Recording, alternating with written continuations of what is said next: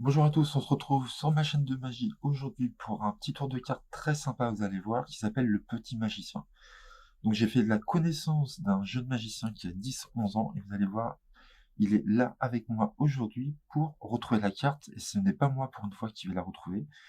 Et vous allez voir, c'est un tour très original. Vous présentez un jeu de cartes à votre spectateur, vous faites un ruban et vous lui expliquez vite fait, voilà, je vais me retourner, vous allez penser un chiffre entre 1 et 12 et vous allez comptez à partir de là le nombre que vous avez pensé entre 1 et 12, vous allez tomber sur une carte, vous allez la retourner, vous allez tomber sur un 8 par exemple, et vous allez recompter 8 et vous allez choisir la carte, ça sera la carte sélectionnée. Donc moi, il est impossible pour moi de retrouver la carte, d'accord?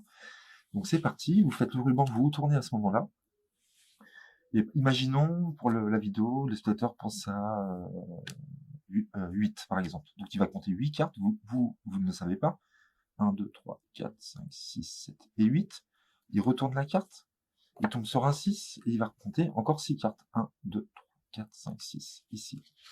Et là, on tombe sur le 10 de cœur. Donc, il devra mémoriser cette carte-là, il la garde avec lui, bien sûr. Il la met dans sa poche ou sous sa main, peu importe. À ce moment-là, vous lui faites face. Vous lui dites, OK, vous avez choisi une carte. Maintenant, on peut mettre le jeu de côté. Et il est temps de vous présenter mon petit ami, le petit magicien que j'ai rencontré il n'y a pas très longtemps, qui est ici. Voilà, je vous le présente. Voilà, je l'appelle le petit magicien parce qu'il n'a pas voulu me dire son prénom, donc je ne sais pas comment il s'appelle. Et si vous voyez, vous montrez au spectateur, vous présentez donc le petit magicien, et vous dites voilà, il tient un chapeau et il y a un étui de cartes qui sort de son chapeau, d'accord? Et il va essayer de retrouver votre carte. Et vous faites juste ça, et là on a une carte qui apparaît, le 10 de cœur, comme par magie. Et là, on voit le 10 de cœur qui vient d'apparaître à la place de l'étui.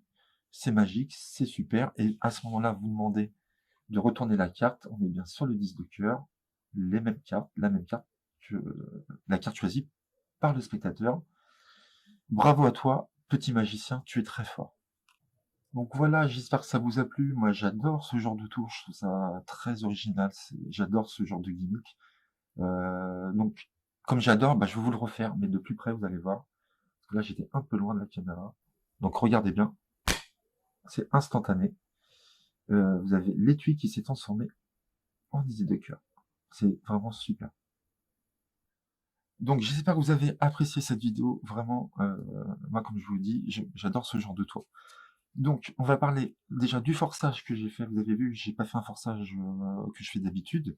Je vous avais déjà parlé de ce forçage que j'aime beaucoup. Donc vous faites le forçage que vous voulez. Moi, pour changer, bah, j'ai fait celui-ci. Donc si ça vous intéresse, bah, c'est très simple. Vous classez du roi à l'as et vous mettez la carte à forcer après l'as. D'accord?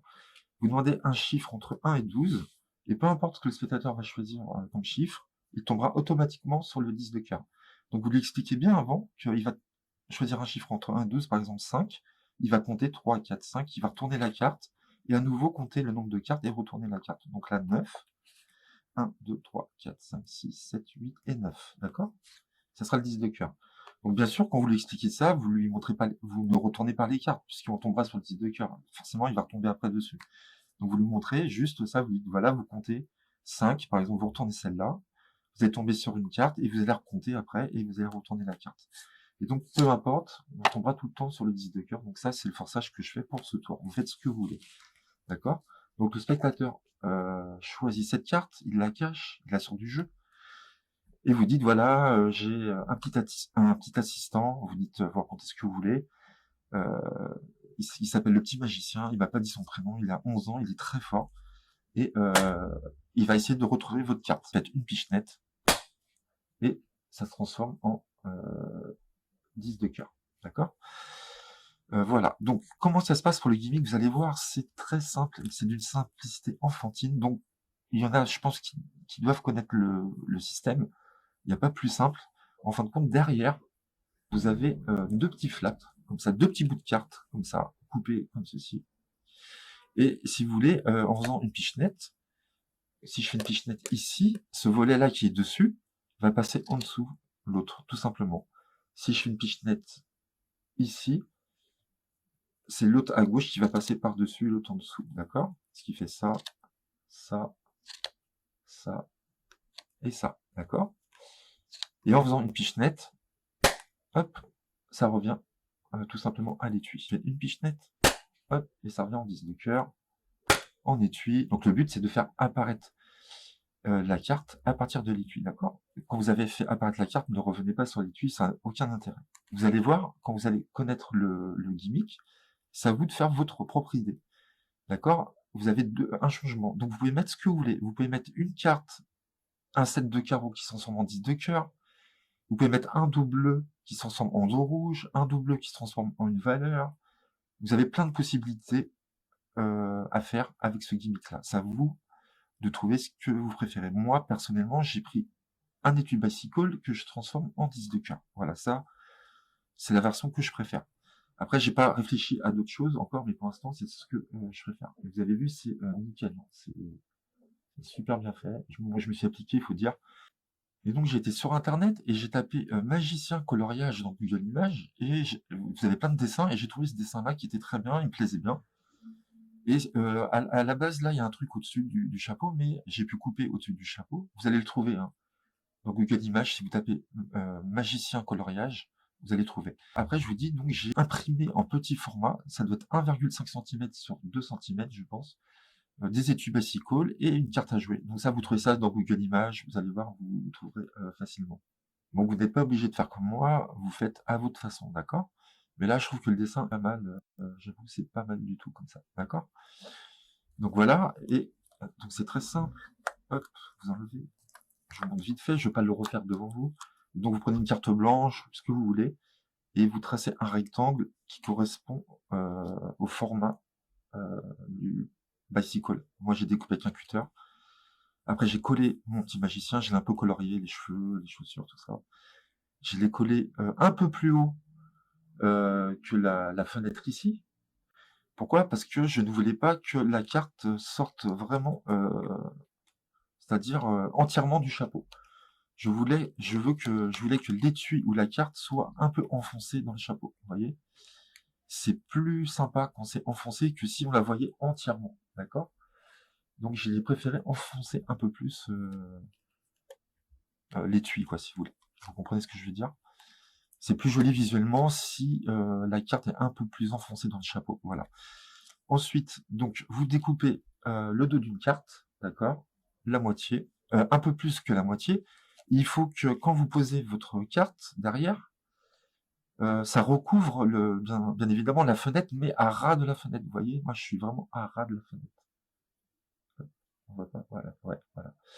Donc vous coupez vraiment au bord de la fenêtre et vous faites ça pour l'autre côté, pareil. Hop, vous coupez exactement à ras de la fenêtre, d'accord? Ensuite, vous coupez en diagonale.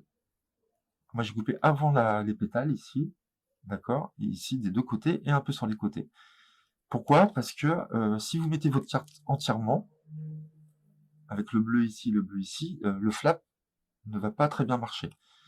Donc c'est pour améliorer la fluidité de la transition entre les deux cartes quand vous allez faire une pichenette. Ça va aider à la fluidité des deux cartes pour le changement. Voilà, tout simplement. Donc vous découpez comme ceci, faites des tests, vous verrez. Et ce qui est important aussi, c'est quand vous allez mettre votre scotch après, donc vous mettez votre scotch sur la carte ici. Il faut pas que ça soit trop lâche, votre volet ici. Là, il faut pas que ça soit trop lâche. Il faut pas que vous le mettiez trop au bord votre scotch. Il faut pas que ça bouge de trop. Justement, il faut que ça bouge très peu, justement, pour que ça marche bien. D'accord? Donc, vous allez mettre votre scotch à peu près au point blanc ici, là, juste au-dessus de mon index. Je vais vous faire un gros plan. Vous mettez votre scotch à peu près, voilà, au point blanc ici, là, jusque là, voilà. Vous mettez de là au bord blanc, d'accord? Donc ça fait à peu près 1 cm de largeur. D'accord? Ne le mettez pas trop au bord votre scotch, sinon votre flap va trop bouger et va se barrer. D'accord? Ça marchera pas. Donc mettez-le où je vous ai dit, d'accord? Voilà. Ensuite, donc vous collez avec du scotch ces parties-là au bord de la carte. Vous centrez bien. Vous êtes comme ça. Donc on arrive ici.